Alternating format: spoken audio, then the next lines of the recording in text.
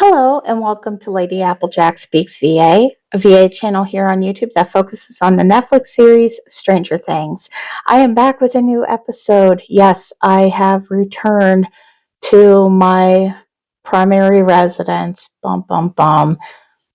I really miss Chicago. But anyways, we have to return to the real life, right? So I am back with a new episode. And this one is a different take than what I'm normally used to. So first off, the episode is actually for Series 1, Small Town, where we follow the storyline of Eddie Munson and his high school sweetheart, now wife, Cathy Lynn. Excuse me, I think I got hiccups. Anyway, this particular episode is not a flashback. It's not a flash forward, really. I guess it could be a flash forward, but it is unique because it is actually a mock interview. You see, I've had a couple people come to me and say, wouldn't it be nice if we knew how Eddie was handling being a rock star after he makes it big? Wouldn't it be nice if we saw an interview where he talks about making it big and some of the people that had influenced him or helped him along the way, especially Cathy Lynn? And I kind of dug that. I was really intrigued by your guys' comments on it, and I decided that I was going to make up a mock interview with Rolling Stone. So as you guys know, Rolling Stone's a big name inside the music world. Anyone has an interview with Rolling Stone. And back in the 80s, Rolling Stone was like chef's kiss, the mecca. That was the signal that you had officially made it in the music community. So I thought, what fun would it be to have an interview with Eddie Munson that takes place with Rolling Stone. So this particular interview is going to be conducted by myself, Lady Applejack. And I feel like I have the qualifications to do that because this is something that I used to do on a regular basis. I worked for two different newspapers. My senior year of high school, I worked for our town newspaper for a while, did interviews, did music and book reviews. Let's see. I also worked at my college newspaper, and I was editor-in-chief there, and I actually did a bunch of interviews with bands on campus, admins, and I even had the opportunity to interview Coretta Scott King. Yes, the Coretta Scott King. It was a huge honor, and I carry that with me in my heart everywhere I go. Interviewing has always been my favorite part of news media, and I feel like that's a great way to connect with people. So obviously, when you guys started talking about doing interviews, I was all over it, even if it was for a fictional character. So this particular interview is going to be taking place January 11th, 1992. Another thing that I want to point out with this interview is I actually put the magazine, I call it magazine's page spread out on Tumblr. I'm actually thinking about doing that more with other content. Maybe not necessarily Tumblr, because I feel like sometimes it's a little clunky. But I'm going to put out a poll for you guys and see what you guys think. I'm thinking about continuing doing something like this, like as a one-off or a special, maybe on a Facebook group page if you guys are interested. Maybe that could also be like an outlet for you guys to talk to each other and share ideas and fan art, whatever you want to do. So let me know. That poll, I'm hoping to have it out before midnight tonight. I can't promise it, but I'm going to try like hell to do it. So keep an eye out for that. And also, this particular episode, if you will, interview episode, is PG-13, which means that there's just strong language. Now, with the print copy of this, there are going to be photos included. I am omitting the photos and the captions with those photos as I speak for obvious reasons. But if you are interested in seeing the full copy of the interview with the photo spreads and whatnot, make sure that you get onto Tumblr and take a look. Or if you don't have access, make sure you say where you'd like to see this print copy and the poll that will be up. So without further ado, let's jump into the episode. Rolling Stone presents Interview with the Banished. Corroded Coffin's frontman Eddie Munson talks Grammy wins, having the #1 record in the US and UK, touring, family life, and his real-life muse. Interview conducted by Lady Applejack, January 11th, 1992. Corroded Coffin's frontman, Eddie Munson, keeps stressing how he's just an average guy to us, while sitting in his Chicago Lakeshore apartment where he, his wife, Cathy Lynn Munson, formerly known as Clipstone, and eldest daughter moved in June of 1991.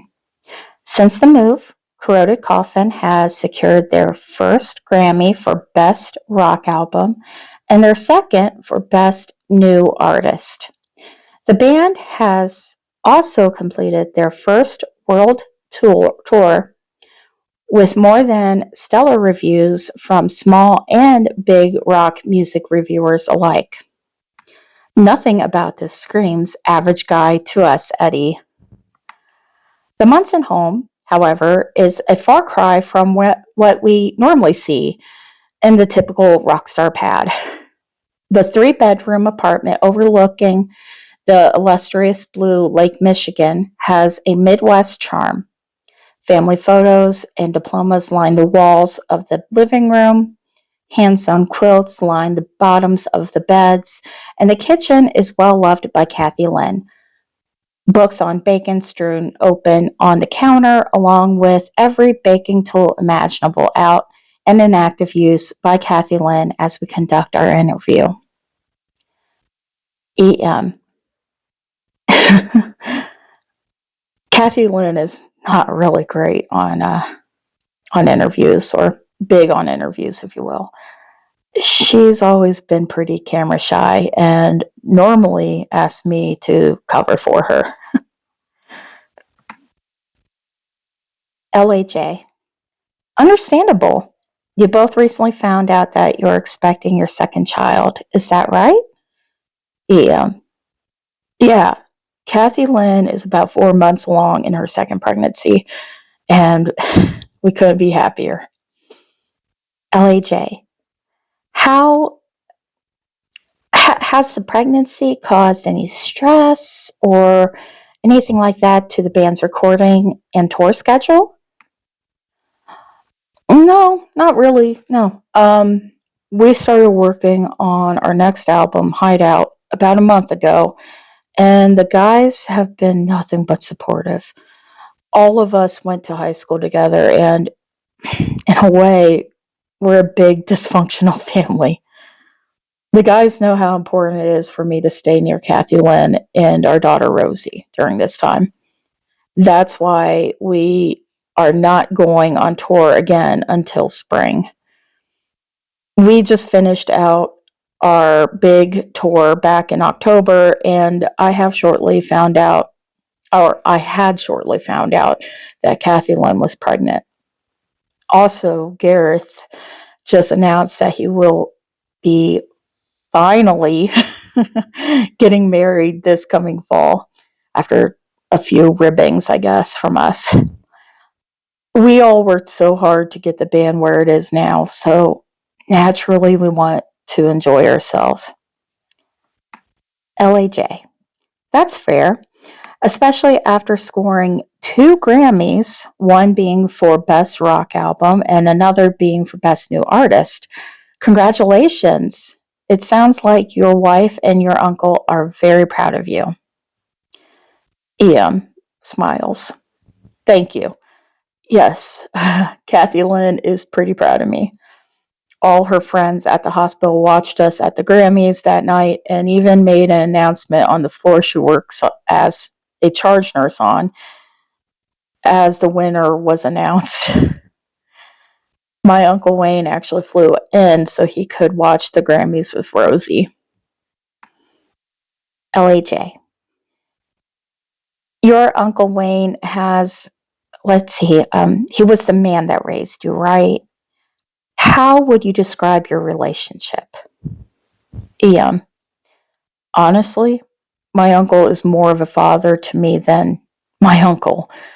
He brought me up when my dad was locked up for GTA, Grand Theft Auto, and shortly after my mom passed away. I was 10, and the outlook on my future was not a bright one.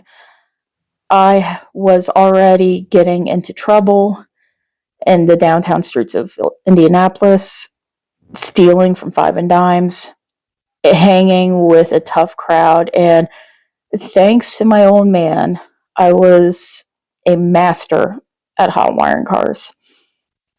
Wayne had every right to tell CPS that he didn't want my ass darkening his doorstep, but he did the opposite.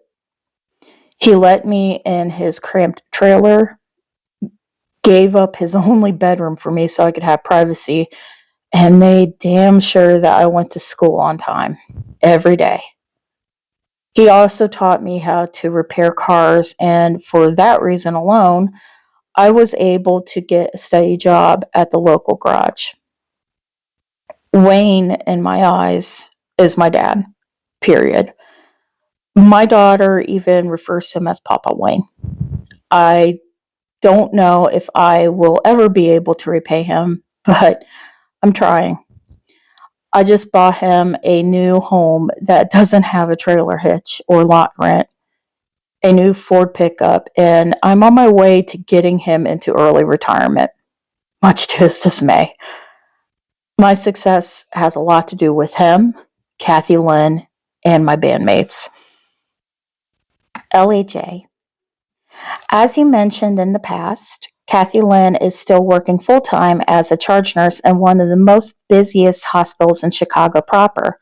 Has she considered early retirement due to your growing popularity? Definitely not. Cathy Lynn loves her job, and she does a damn good job at it. It was a long road to get her to where she is today. Many classes, exams, and clinicals to complete. She worked her ass off to put herself through nursing school. But if you asked her, she would likely give me all the undeserved credit. LAJ.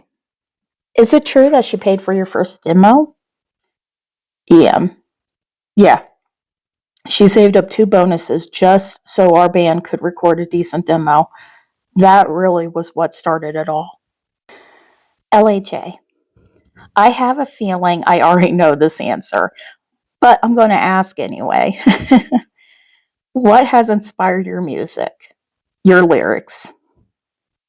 Hands down, Cathy Lynn. She is my fucking muse and has been from the moment I first saw her. We were just 2 misfit kids living in redneck Indiana. She was a foster kid and I was from a broken home. In a way, music saved us and it brought us together. I met her when I went into Sam Goody, the store, one day, and that was where she was working at. And I only had the full intention of buying a replacement Black Sabbath album. I walked out with Black Sabbath, Dio's Holy Diver, and a huge crush. She was and still is the most beautiful creature in the world. The girl of my dreams. If she wasn't so damn shy, I'd insist that she roll around half naked on a Camaro top during one of our music videos. Yeah, Cathy Lynn is not just my wife and the mother of my children. She's my lover, best friend, partner, and muse. Naturally, she doesn't see what I see. She just sees the pregnant belly and feels unattractive. It drives me crazy. I see this incredibly sexy woman, regardless to the belly, regardless to as to whether she wears makeup or none at all. It kills me when she doubts herself because, in my eyes, she's perfect. She's always, she'll always be the one for me. LHA. You always close your shows with your modified version of Steve Perry's Oh Sherry. Has Cathy Lynn ever heard it in person? EM laughs. Yeah, I have actually sang Oh Cathy to her many times during our relationship. I sang it to her on our first date, actually our third date, excuse me, our third date, where I had taken her to a Journey show as a surprise. Cathy Lynn had a huge crush on Steve Perry, and I was trying to impress her. I think it worked. I sang it to her a few times over the phone while on tour. It's our song in a way. I'm hoping that I can steal her away after Jelly Bean is born so she can actually see us perform it on stage. She doesn't know that I close out every show serenading her. LEJ. Lucky girl. EM. Nah. If anyone is lucky, it's me. LAJ. You call your unborn child Jelly Bean, right? EM. Yep, I do. I have a habit where I name our unborn babies after food. If Rosie was Peanut and this little one is Jelly Bean. LAJ. Have you two decided on names yet? EM. Well, we know for certain that if it's a boy, his name will be Julian Lars, after Julian Lennon and Lars Ulrich. If it's a girl, we're thinking Ruby Alexis. So, yeah, stay tuned. LAJ, where do you see yourself in 10 years? EM. Good question. Hopefully playing some more sold out shows. Hopefully settled in the suburbs in a 2-story house with Cathy Lynn and a few more kids to round off our little Munson crew. Maybe a few more albums topping the charts. LAJ, last question. What advice would you give to some teenager out there that wants to be as successful as you, Eddie Munson? EM. Oof. Well, you can be whatever the fuck you want despite your circumstances. Look at me. I was a teenage dirtbag freak that lived on ramen noodles some weeks. I sold weed, had to repeat my senior year of high school, and was known as a Satanist because I liked to play D&D. The odds were always against me, but I had one hell of a support system. I had the coolest friends and bandmates, a girl that loved me, and a pretty awesome father figure in my life. Get yourself people that believe in you, and forget the dickheads that don't. And yeah, Jason and Principal Higgins, I'm talking to you. You both can fuck off.